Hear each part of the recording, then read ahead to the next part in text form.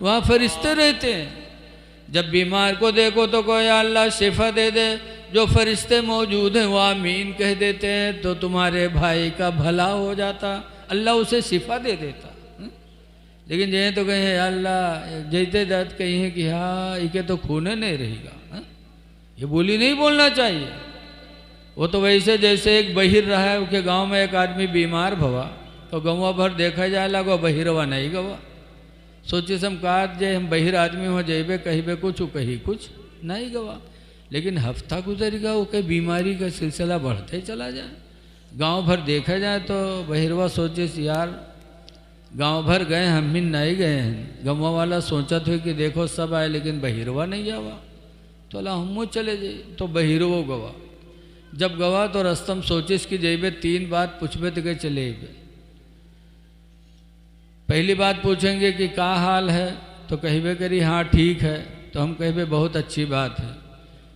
दूसरा सवाल करेंगे खाते क्या हो तो सेब अनार मौसमी यही सब बीमार लोग खाते, यही बताए तो हम कहबे बहुत अच्छी ग़िज़ा खाते रहो तंदुरुस्त हो जाओगे। तीसरा सवाल करेंगे कि किस डॉक्टर का इलाज चल रहा है तो किसी अच्छे ही डॉक्टर का नाम बताएगा तो मैं कहूँगा बहुत अच्छा डॉक्टर, इलाज करते रहो ठीक हो जाओगे। फिर मैं चला आऊँगा। सोच साँझ के बहिरा हुआ पहुँचा, गवा सलाम करे के बाद पूछा थे क्या हाल है हो, तो परेशान ज़्यादा रहा तो कहीं मरी थे और क्या हाल है, तो बहिरा कहा थे अल्हम्दुलिल्लाह बहुत अच्छी बात। अब वो बीमार तड़प का कहे हाल यूँ कहाँ दुश्मन आएगा, हम कहते हम मरी थे, वो कहा थे बहुत अच्छी बात। फौरन बहिरा दूसरा सवाल कि इसके खाते क्या हैं, तो गुस्सा होएगा रहा है तो कहे सब क्या खाते हैं, जहर खाएंगे और क्या खाएंगे। तो बहिरवा कहे बहुत अच्छी ग़िज़ा खाते रहो तंदुरुस्त हो जाओगे। अब वो और खपा, लेकिन बहिर से क्या मतलब। बहिर फौरन तीसरा सवाल किए कि किस डॉक्टर का इलाज चल रहा है, तो कहे सब कौन डॉक्टर, अब मलकुल मौत ही है कि अब डॉक्टर है। तो बहिरा कहते बहुत अच्छा डॉक्टर, इलाज करते रहो ठीक हो जाओगे।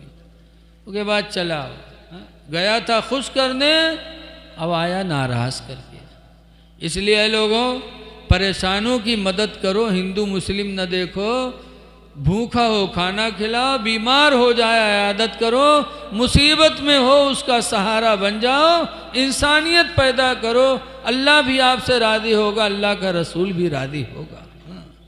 रहम पैदा करो। हुजूर फरमाती रहमो मन फिल अर्दी, ज़मीन वालों पर तुम रहम करो, यरहमुकुम मन फिस समा, तो आसमान वाला तुम पर रहम फरमाएगा। दुआ है कि अल्लाह ताला आपस में भाईचारगी को बरकरार रखे।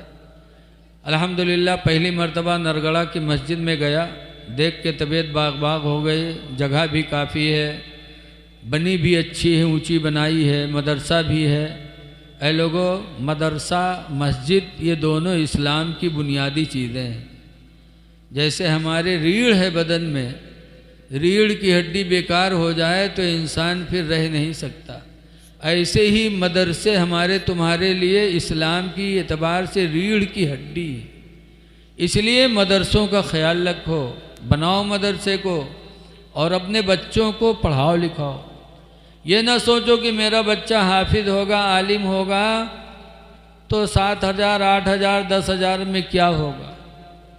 अल्लाह का वादा है नहनु नरज़ुकुकुम व इय्याहुम, हम तुम्हें भी रोज़ी देते हैं और उन्हें भी रोज़ी देंगे। रोज़ी देने वाला अल्लाह है, इसलिए अपने बच्चों को दीन से जोड़ो। खुशनसीब है हमारे मोहतरम जनाब शमशाद खां जो अपने बच्चे शान मोहम्मद को मदरसा अजीज़ुल उलूम नानपारा मुफ्ती नानपारा के मदरसे में पढ़ा रहे हैं। इस साल अल्हम्दुलिल्लाह सादिसा जमात में हैं। अल्लाह ने चाहा इनकी आलिमियत की दस्तार होगी, फिर इंशाअल्लाह ये और बड़े मदरसे में जा कर के ऊँची तालीम हासिल करेंगे।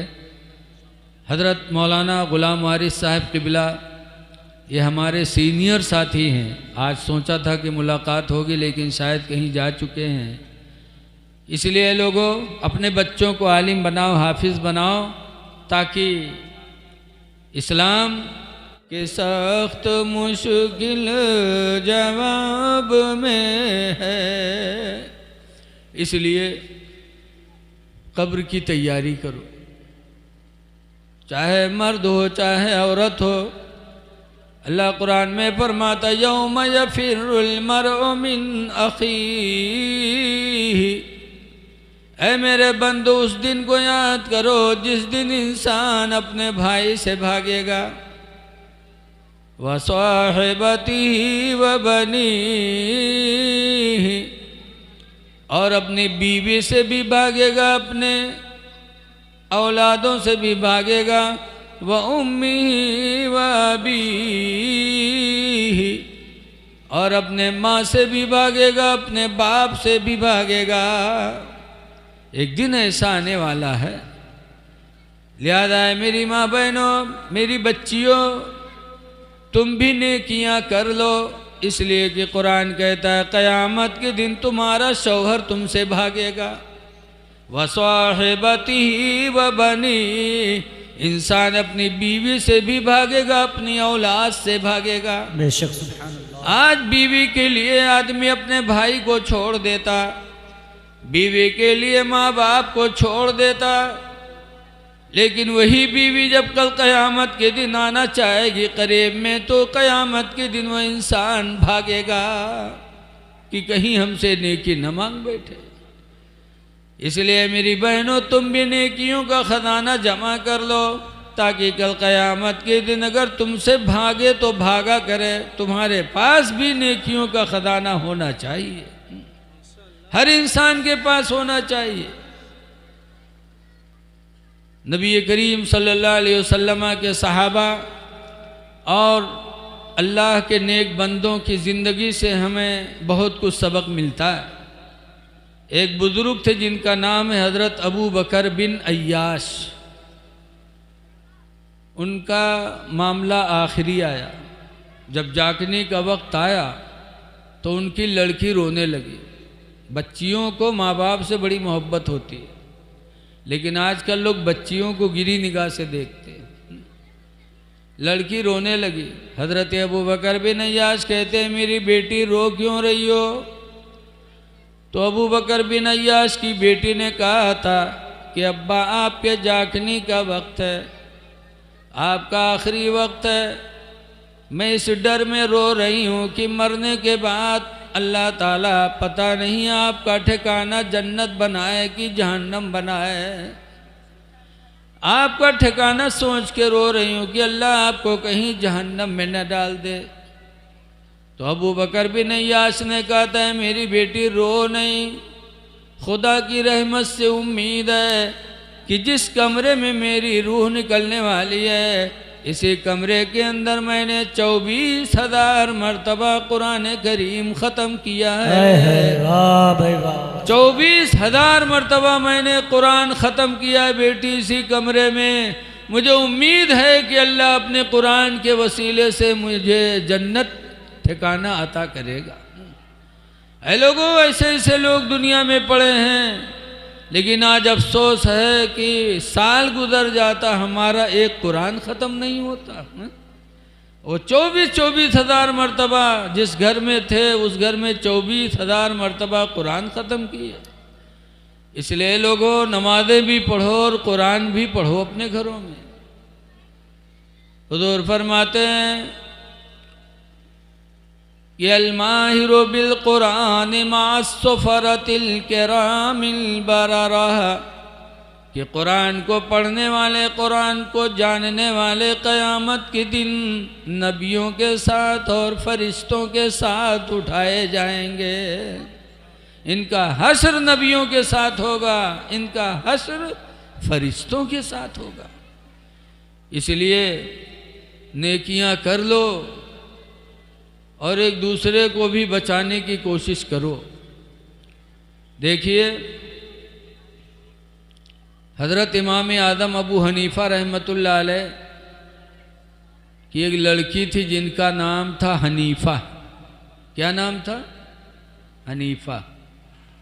आजकल तो औरतों को मसले नहीं मालूम, तेरे रहमत फेर लेगा तो कहेगा ऐ अल्लाह मैंने तेरी रज़ा के लिए नमाज़ें भी पढ़ी, रोज़े भी रखे, तिलावत भी किया, हज भी किया, ऐ अल्लाह मुझसे तू अपनी नज़र रहमत क्यों फेर रहा है?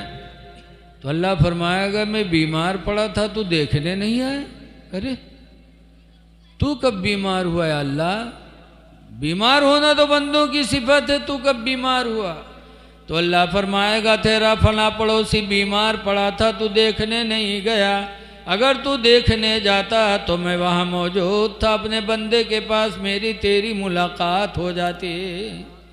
पता चला कि जब कोई परेशान होता है तो अल्लाह की रहमत वहाँ जलवा घर होती है। इसलिए भूखों को खाना खिलाओ, हो सकता है उसी की बरकत से अल्लाह आपको बख्श दे।